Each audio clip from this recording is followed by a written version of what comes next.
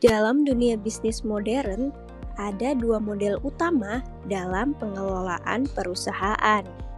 Yang pertama yaitu model pemegang saham, dan yang kedua model pemangku kepentingan.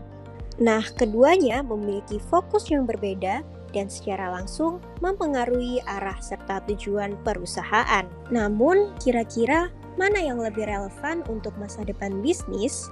Model pemegang saham berfokus pada keuntungan finansial bagi para investor. Keputusan bisnis umumnya diarahkan untuk meningkatkan nilai saham dan laba perusahaan. Model pemegang saham ini mengutamakan pengembalian investasi sebagai prioritas utama.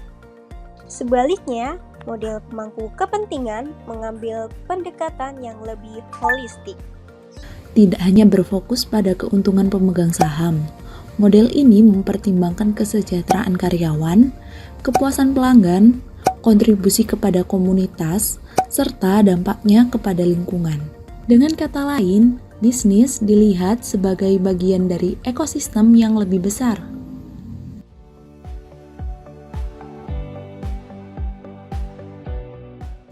Seiring waktu, dunia bisnis global mulai menyadari bahwa keberlanjutan tidak hanya bergantung pada keuntungan jangka pendek. Perubahan sosial, tuntutan etika, serta kesadaran lingkungan semakin menekan perusahaan untuk bertanggung jawab secara lebih luas. Disinilah model pemangku kepentingan memainkan peran yang penting.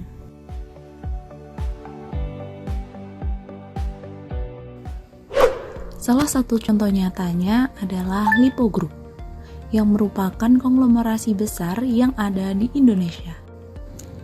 Awalnya, Lipo menerapkan model pemegang saham dengan fokus pada peningkatan laba dan ekspansi bisnis. Namun, dalam beberapa tahun terakhir, mereka mulai mengadopsi model pemangku kepentingan.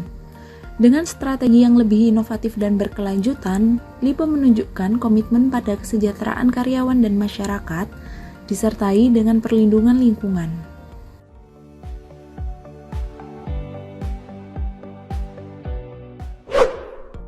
Dalam perjalanan transformasi ini, Lipo juga menyadari pentingnya melindungi aset intelektual.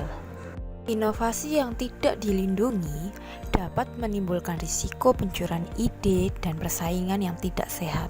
Oleh karena itu, mereka berinvestasi pada perlindungan hak kekayaan intelektual sebagai bagian dari strategi keberlanjutan.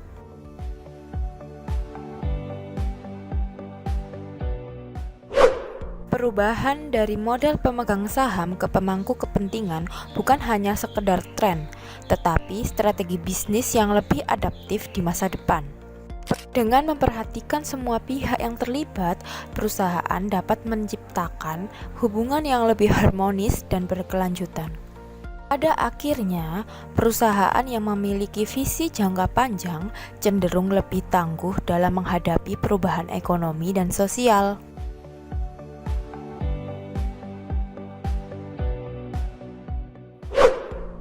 Model pemangku kepentingan dan model pemegang saham masing-masing tentunya menghadirkan tantangan dan peluang yang khas, tergantung pada konteks organisasi, tujuan strategis, serta lingkungan eksternal yang dihadapi. Mengadopsi model pemangku kepentingan memerlukan perubahan budaya organisasi yang mendalam. Perusahaan perlu menyesuaikan nilai-nilai internal agar dapat memperhitungkan berbagai kepentingan yang lebih luas, termasuk karyawan, pelanggan, masyarakat, pemasok, dan lingkungan.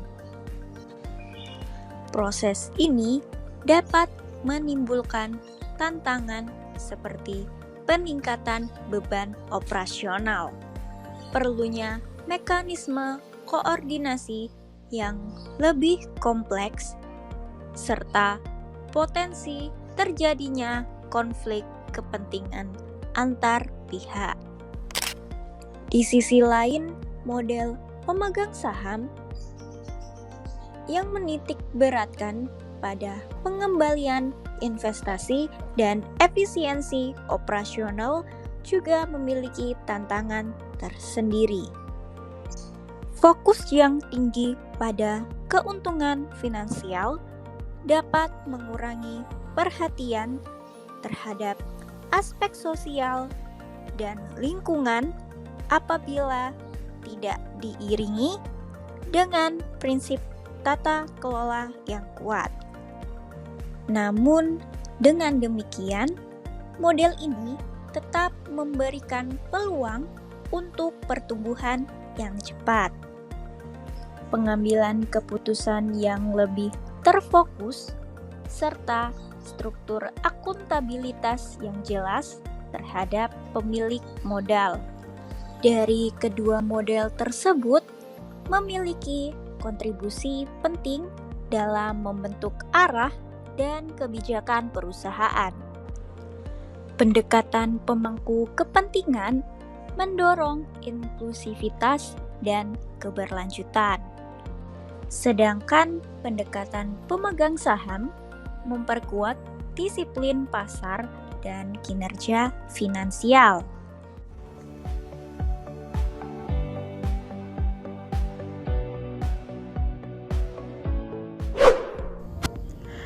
Kemajuan teknologi informasi telah berperan besar dalam mendukung transformasi model bisnis, baik yang berorientasi pada pemegang saham maupun pemangku kepentingan. Teknologi memungkinkan terciptanya sistem yang lebih transparan dan efisien, seperti perlaporan digital, pemantauan kinerja berbasis data, dan partisipasi publik melalui kanal digital. Perusahaan dapat lebih mudah menyampaikan informasi kinerja kepada pemegang saham maupun memperkuat interaksi dengan komunitas dan pelanggan. Selain itu, peran regulasi menjadi faktor pendorong penting yang berlaku secara lintas model.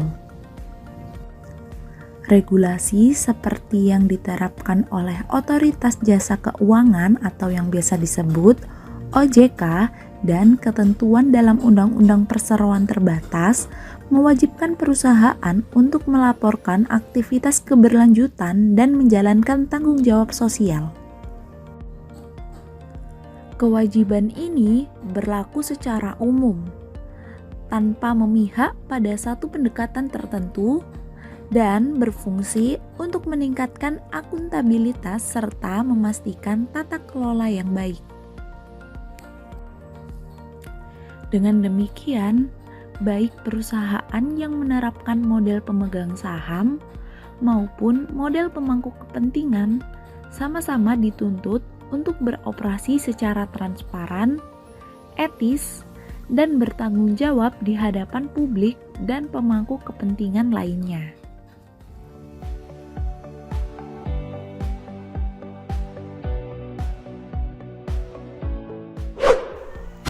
Model pemegang saham dan model pemangku kepentingan merupakan dua pendekatan yang memiliki keunggulan dan tantangannya yang tersendiri.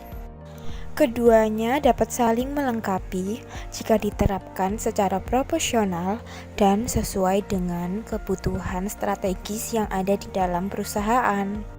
Keberhasilan suatu perusahaan dalam jangka panjang tidak ditentukan oleh dominasi salah satu pendekatan, melainkan oleh kemampuannya dalam mengelola berbagai kepentingan secara seimbang dan juga rasional. Perusahaan sosial, tekanan pasar, perkembangan teknologi, dan dinamika regulasi menuntut perusahaan untuk terus mengevaluasi model bisnis yang mereka gunakan. Baik kepentingan pemegang saham maupun pemangku kepentingan perlu dipertimbangkan sebagai bagian dari proses pengambilan keputusan. Keseimbangan antara aspek finansial, sosial, dan lingkungan menjadi elemen penting dalam membangun ketahanan dan keberlanjutan perusahaan di tengah tantangan global. Dengan menerapkan kedua model secara berdampingan, perusahaan dapat merancang strategi yang adaptif, inklusif, dan bertanggung jawab, yang pada akhirnya akan mendukung pencapaian dari tujuan jangka panjang perusahaan secara menyeluruh. Baik pemegang saham maupun pemangku kepentingan memiliki peran yang sama penting. Keseimbangan kepentingan keduanya diperlukan demi keberlanjutan dan nilai jangka panjang perusahaan.